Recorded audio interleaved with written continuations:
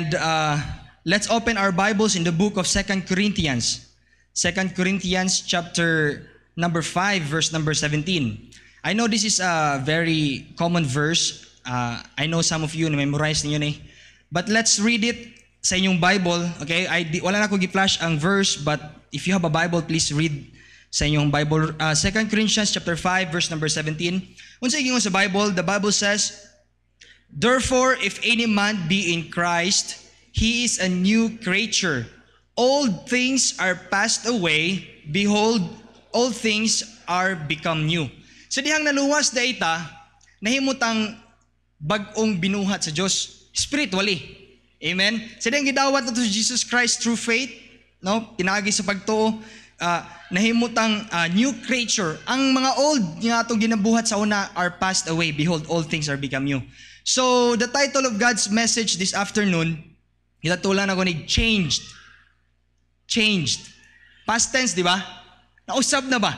But there is an underlying question on the title. Next, please. But how much? Changed, but how much? Amen? So let's pray. So salamat Lord sa kahaponon amahan nga magihatag sa matag usa kanamo. Salamat for the time that we can gather together to listen to your word. Please use me as your instrument, O God, nga hinaot Lord Jesus Christ, ikaw ang mamaba Lord sa among atubangan karon. I can't do nothing without you. Please guide me. Please soften the hearts of the listeners nga makasabot mi Lord sa imong pulong sa yanong simple nga paagi. In Jesus' name I pray, amen. Okay, so please be seated. Changed, but how much? Unsa nga kabugaton or unsa nga kadako ang pagkabag-o nga nadawatan nimo karon? Amen. Mo na ato ang hisgutan this afternoon. Change, pagkabag-o. I believe when we were saved by Jesus Christ, a great change took place. Right? Dili na ta same sa una. I hope so. Amen. Dili na ta pareha sa una nga sugarol, palainom, regarilyuhay. Di ba? Di na ta anang sa una nga puro na lang lantawan na to, puro babae nga gwapa. No, wala na ta. Nausab na itong kinabuhi by the grace of God. Amen? So, change. So, some of this change was a direct result of God working in our sin-sick souls. Temsa, sa una di ay masakito na itong kalag. Physically, we are not sick. But spiritually speaking, wala pa tayo Jesus Christ ito ang kinabuhi sa una. We are sick. Masakiton ta atong kalag. So sa diyang naluwas ta, God performed an operation upon our souls. God performed an operation. Unsa nga klase nga operation? He circumcised us. Iyahatang gilimpyuhan. Sa diyang naluwas ita, nahimo na tang limpyo at ubangan sa Diyos. Atong mga sala, gipasaylo na si Ginoo. Amen? God made a general operation. I believe si Pastor Ray, daghan kay siya agi-agian nga operation. Ako, pa ko kaagi. Ay, nakaagi na ko katong kalunggo. Sakit ay. So, not physical circumcision, but spiritual one. A circumcision of the heart and soul. Amen. Di ba? So, ato ang mind and heart sa una, wicked. Do you believe that? Wangkon batana? Yes. Tinuod na. So, when this operation was performed, we were changed in multiple ways. Amen? We became, next slide please. Unsa may we are changed in multiple ways. Number one, we became members of the family of God. Praise the Lord. Amen? Nahimo kang anak sa Diyos. Privilege na sa diyang naluwas ta, nahimo tang anak sa Diyos. Dili tanang tao, anak sa Ginoo. Katulang nahimong naluwas, pinaagi sa pagtuo. Pagkakaron, ikaw na ug ako. Amen. Ikaduha, we were taken out from the kingdom of darkness and placed into the kingdom of light. Amen. Gikan ta sa kangit-ngit sa una. Gikan ta nagpuyo sa dili sa kahayag. Salamat ta nga one moment of our lives nadawatan nato ang kaluwasan, the precious gift of salvation, and then nakapuyo na ta sa kingdom of light. Letter C. Our attitudes changed from one of fear and despair to one of hope and promise. Amen. Di ba? Na natay paglaom karon. Nga one day, mubiya maganita na atay puloy-anan dito sa langit. Not corruptible, but incorruptible. Dili matkutkut sa anay or unsa man gani. Amen? Eternal in heavens. Talipay ba gana? Wala mamaglaan nun. Amen ba? Amen ba? Talipay ba tana nga naatay puloy-anan dito sa langit? Promise of God. Magkalisod-lisod man ang kinabuhi diri sa kalibutan. Just get your Bible, basaha ang mga promesa sa Ginoo nga dili kanya pasagdan ug di kanya biyaan. Amen. Number 4. We were no longer destined to hell, but we're going now to heaven. Lately, namatay si Pastor Richard Famador. Kailan mo ni Pastor Richard Famador? Kailan mo ni Pastor James? Siya tong nagtabang na to sa tuang technical ministry. Bago lang last week, namatay ang papa. It was a sad death kay Saturday evening to naitabo, and then pagka Sunday, simba nila, wala lagi kaabot si Pastor Richard. Muna nga kitang tanan, maghugpong ta, mag-pray ta sa tuang pastor. Kay gamay rin yung kinabuhi na to. We don't know, di ba? Maybe after ko mag-preach, wala na ko. Maybe ikaw. Pasalamat ta. Kinatay paglaom sa langit. Amen? We are bound to hell. We are bound to heaven. We don't bound to hell anymore. Amen. So, many things took place when we were saved. In truth, we died and came back to life. Sa una, patay ta nga naglakaw, walking dead. We are the real walking dead sa una. Patay ta naglakaw-lakaw, spiritually speaking. So Romans chapter 6, verse number 6, ingon ang Bible diya. Knowing this, that our old man is crucified with him, that the body of sin might be destroyed, that henceforth we should not serve sin anymore. Amen? Dili na kita dapat mag-serve sa sin. Next verse please. For he that is dead is freed from sin. Sa dihang naluwas ta, nakagawas na ta sa sala. Amen? Di na, gipasaylo na sa Ginoo atong ang ato ang sala kaniadto karon og sa umaabot. Ayaw gyud og palinla sa yawa nga, ay nakasala ko, di na pugkuluwas. No, our salvation is not hatag bawi. Or kung makasala ta, di na po ta luwas. Kung magbinutan ta, magtinarong ta sa Ginoo, luwas na sa ta. No. Amen? Atong pagtuo, dili na siya muwagtang. Muna nga, ayaw yun palinla siyawa nga, i-tweak niya tong mind nga, hey, you're a sinner. Wala, gyapon ka, you're doomed to hell. Pero kung gidawat mo, kinasingkasin si Jesus Christ, di ka mahadlok. Amen? So, verse number 8, now, if we be dead with Christ, we believe that we shall also live with Him. Verse number 9. Knowing that Christ, being raised from the dead, dieth no more. Death hath no more dominion over Him. Chapter 10, verse 10.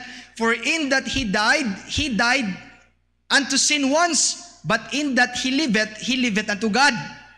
Likewise, reckon ye also yourselves to be dead indeed in sin, but alive unto God through Jesus Christ our Lord. Verse 12, let not sin therefore reign in our mortal body, that ye should obey it in the lust thereof. Amen. Neither yield ye your members as instruments unto righteousness, unto sin, but yield paduol sa imong kaugalingon diha sa Dios as those that are alive from the dead, and your members as instruments of righteousness of God. What does it mean by these verses? Gipasabot ani mga bersikuloha mga igsoon ko diha sa Ginoo that we are dead before and we became alive. We are sinners before. And then salamat sa Ginoo nga nahimo na tang luwas atong mga sala gipasaylo na tanan sa Ginoo. Amen. So converted it is quite apparent na diha. It is quite payo ko tong previous slides pa please. Ako ay gusto i-emphasize. Sige pa. It is, sige pa. No, backward please. Backward. Yeah. Backward pa. Last. Okay, next slide. Okay, it is apparent or clear. Gusto na ko i-emphasize ni. It is apparent or clear that, please, the change that takes place is through the power of God. Dili gyud sa atong gahom. Kanang pagkabag-o na to ba? Dili na sa atong kaugalingong pagpaningkamot. Mangayo gitagtabang og gahom, power sa Ginoo. Next slide please. But it is also clear or apparent that God expect some changes to be made by the one being converted. Naagi dapat kabaghuan. Amen? Naagi makita ang tani mo, yun dapat ikaw mismo sa imong galingon, makita yun mo nga, na-change na bagyod ko. Sa dihang gidawat na ko si Jesus, converted means to change for the better.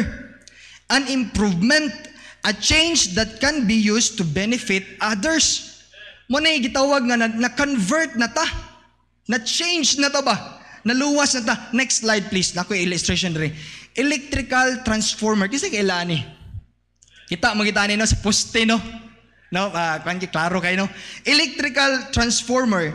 Unsay purpose ni? It converts or transforms an electrical voltage to a higher or lower voltage as may be needed.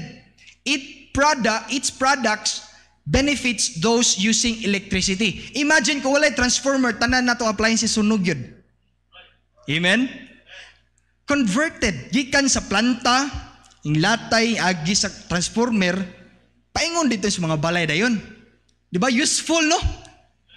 Na-convert ang electricity. Kaduhang illustration. A power inverter. Kasi kailan eh. Inverter. Ano siya purpose sa inverter?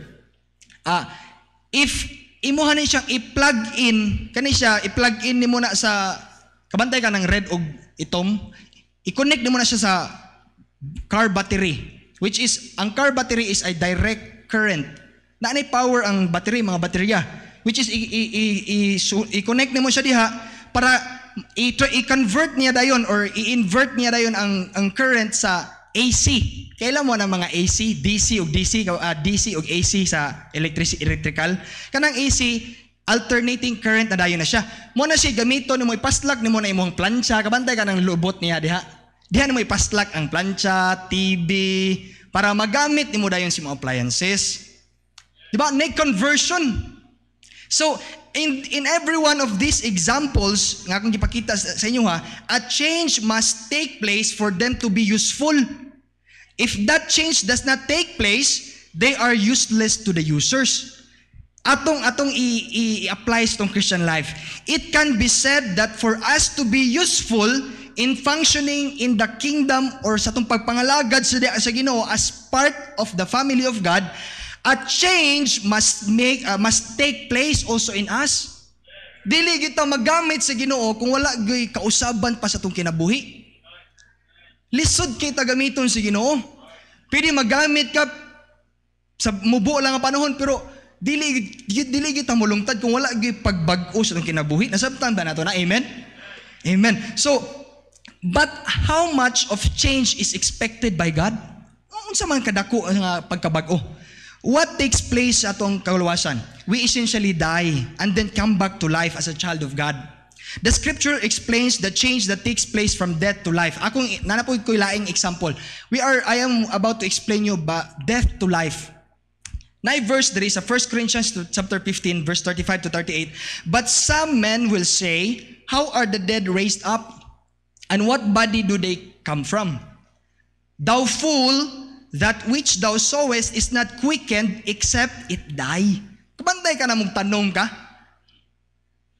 Di ka mo tanom og mais nga kuan ay buhi. Kaya kabantay ka ng bagong turok nga mais pag may itanom nimo kay mabuhi dayon. No, ingon diri, sowest is not quickened except it die, and that which thou sowest not that body that shall be, but bear grain. It may chance of wheat or of some of other grain, but God giveth it a body as it hath pleased him, and to every seed his own body. In this illustration, aning a verse, we see the death and life of a seed. Naay corn diri sa kwan. Ang mais, uga gyud na mo na itanom. Except it die, it will not grow up. Next please. Dili ka mo tanom og liso nga fresh pa oy. Uga na gyud na.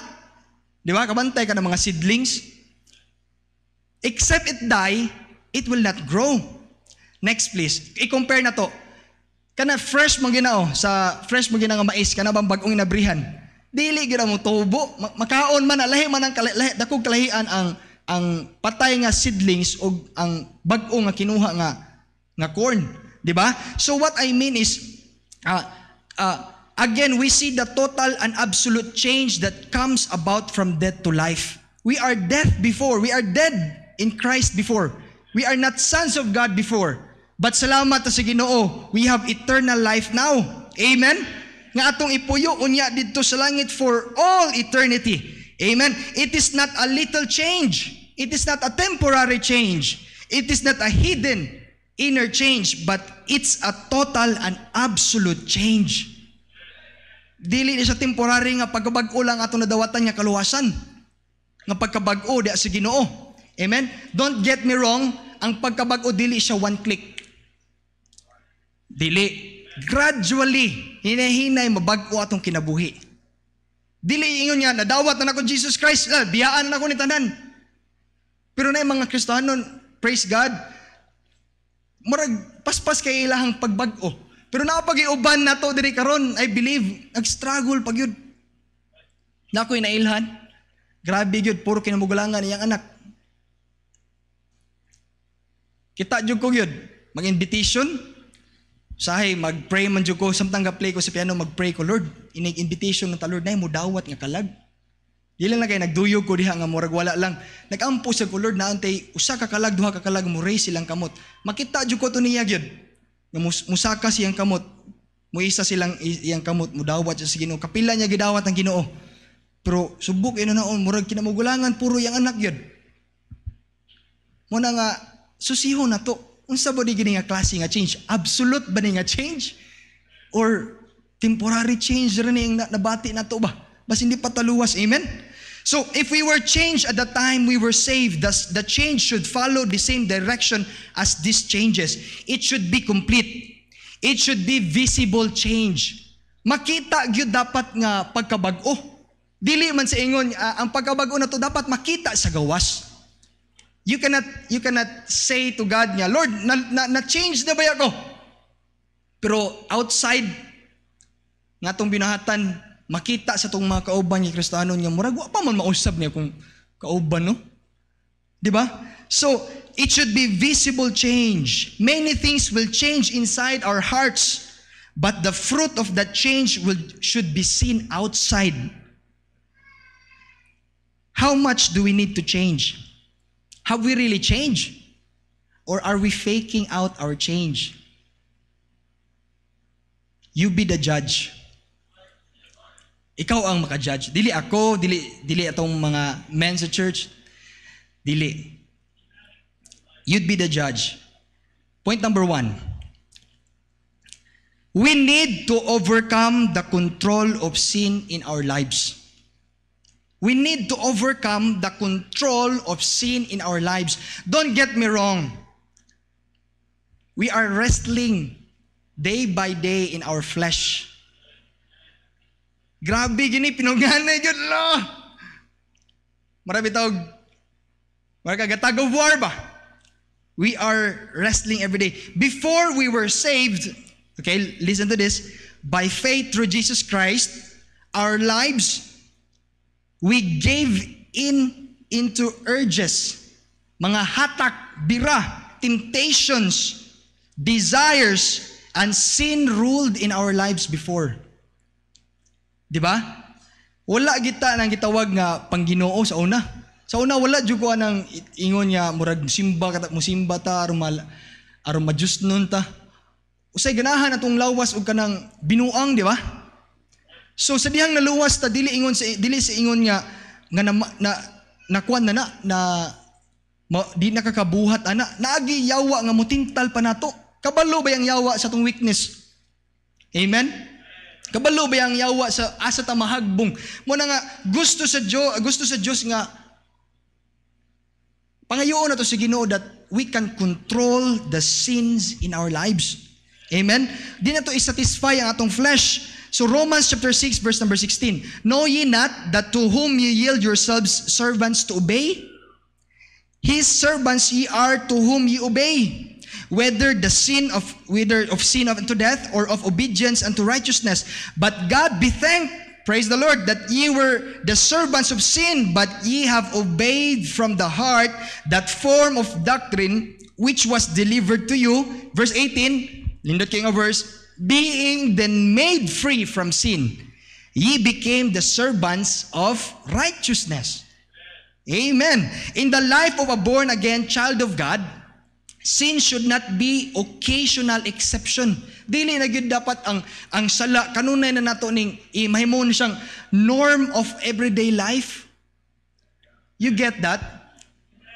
Dili gyud dapat ang sala nato mahimo nang normal na lang ba sa to ang kinabuhi ba.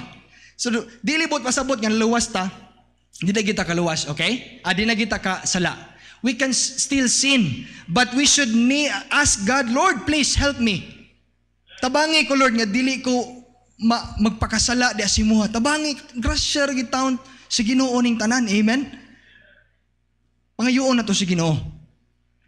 So, Galatians chapter 5, verse number 1. Stand fast, verse, nindot kayo.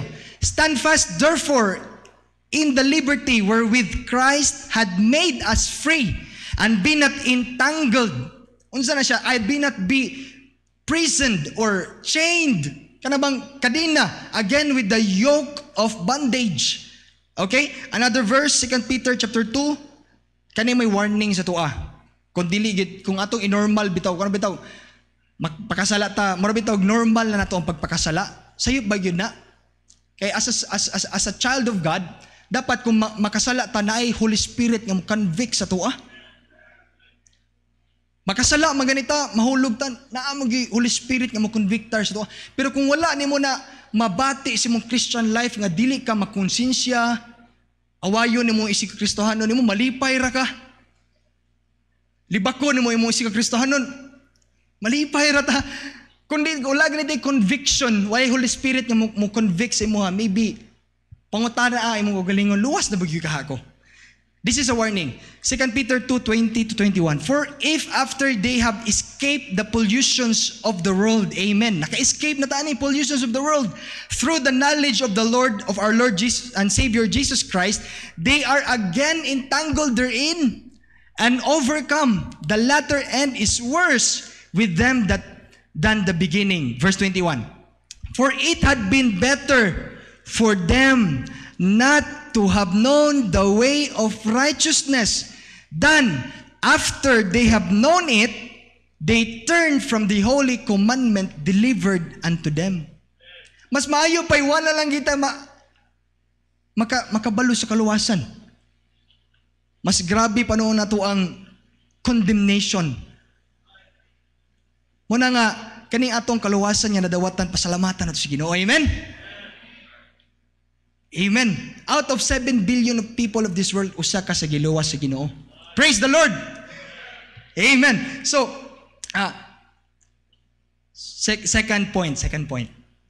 When we are talking about change. When the change happened within, it should be displayed without. When the change happened within, inside our hearts, it should be displayed outside sa atong kinabuhi. This fruit of conversion will manifest itself in some visible ways. Una, our work, please, next slide. Working as hard for the kingdom of God, okay? We work for evil in the kingdom of darkness. Magkabantay ka sa una, grabe na tong naluwas ba? Grabe ko na niyang pagkantag videoke. Sa unang pa siya maluwas. Samot na kahagod. Kung nahimo na siyang luwas, mukanta na siya sa simbahan. Muna yung testimony na mindunduman ako siya, taga-Bohol to siya. Grabe daw yung pagka-video okay king. Kanta yun sa tanang video kihan. Labi nang mahubog. Pero sa dihang naluwas na dihan sa simbahan nagkanta. Amen? So, dapat paggamit sa Ginoo ikaduha. Our attitude towards God and towards our fellow Christians. Sa una, di taganahan mangita sa Ginoo. Amen? And then, salamat sa Ginoo nga, sa diyang fruit of conversion, sa diyang fruit sa itong pagkaluwas, our attitude towards God, ganahan na itong simba. Amen. And our fellow Christians, timan na to, dili ta kontra diri. Maski sa trabaho na to, di ta magkinuntrahay. Amen. Muna nga dapat na pagkasinabtanay. Kay puro rata Kristohanon. Amen? Magkita-kita, rabay ito simbahan. Maon sa kayo magawi-away. Muna nga, our attitude towards God and towards our fellow Christians dapat in line na si Ginoo. Katulo, our hearts easily touched and moved by the working of the Holy Spirit. Kung atong kasing-kasing this afternoon, gahi man kaayo. Basin wala pa na maluwas, no? Ikatulo, kaupat. Our readiness to sacrifice even in difficult situations. Kaning pagsimba, baya, sakripisyo, baya ni? Kaning paghatag, sakripisyo, baya ni? Kaning pag-apil og yung people's program, yung people, sakripisyo, baya na? Lami ba itulog, di ba? Kalima, including God in every aspect of our lives. Muna yung nakanindot. As a saved person, hopefully, ang Ginoo nangita gid siya Kristohanon nga, appeal yun ang Ginoo everyday sa iyang Christian life. Amen? So I hope nga, nanana nga pagkabag-o sa atong kasing-kasing. Ikatulo. Ito maglangan. Our minds have been transformed or changed. Amen. Atong una-una, grabe raman eh. Allah, grabe to and fro natin una-una. Kabantay mo anang negosyante, grabe na matod pang pastori. Kadlawon, gamata pa, gasulat. Ga-travel, gasulat. Our minds have been transformed. Sa una, grabe itong una-una yun. Daotan yun permente. Amen? Salamat ang naay simbahan diri sa Bikarangan nga nagtudlo dis pinagis Biblia. Naay pastor, naay mga brads nga nagwali sa pulong si Ginoo nga ma-remind ta that our minds have been transformed and changed since we're saved. Romans 8 verse number 5. For they that are after the flesh do mind the things of the flesh, but they that are after the Spirit, the things of the Spirit. Di ba? For they that are after the flesh. Kung wa pa ka maluwas, imo una-una lang yun, unod-unod lang yun permente. Unsa kay salida siniharo, no? Karong Domingo, brad.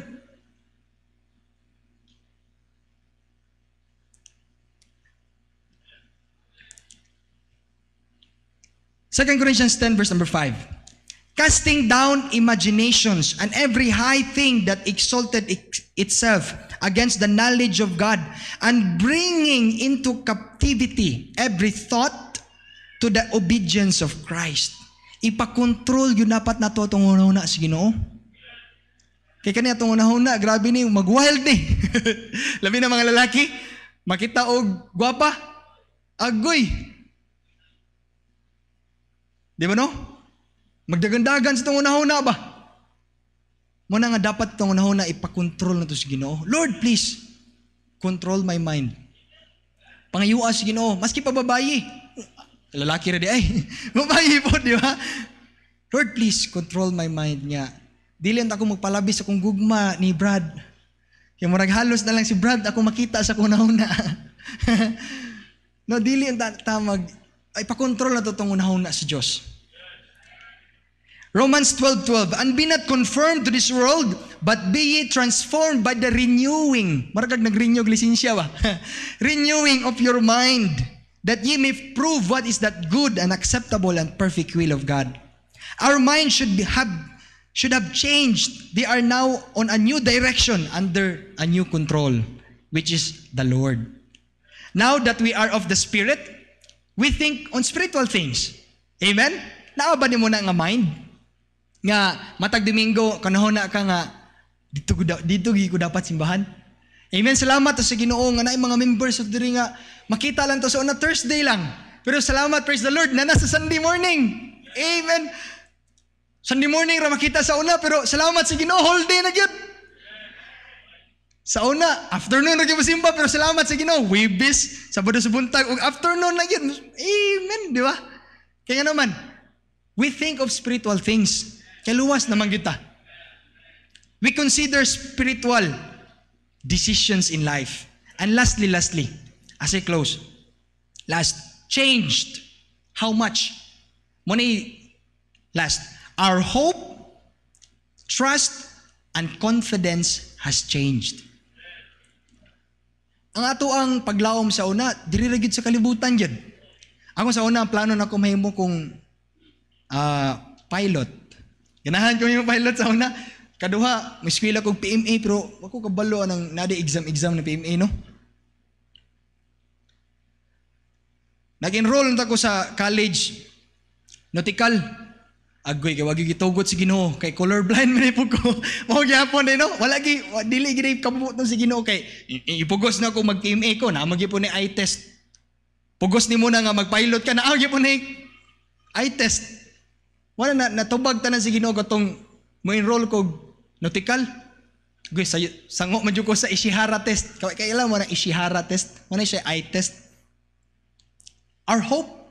Kung sa may paglaom pa ni mo karon, napaba sa kalibutan?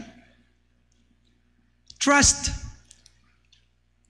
Asa man na ito gibutang atong trust and our confidence, salamat sa Ginoo nga nanatay kumpiyansa di sa Ginoo. Nga any moment,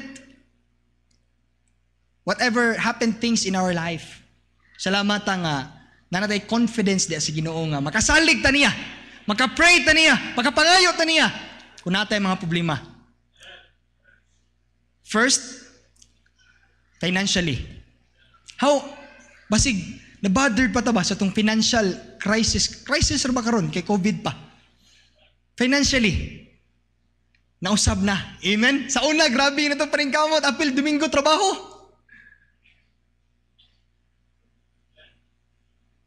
Salamat nga, financially, imo nang gisalig tanan si Ginoo.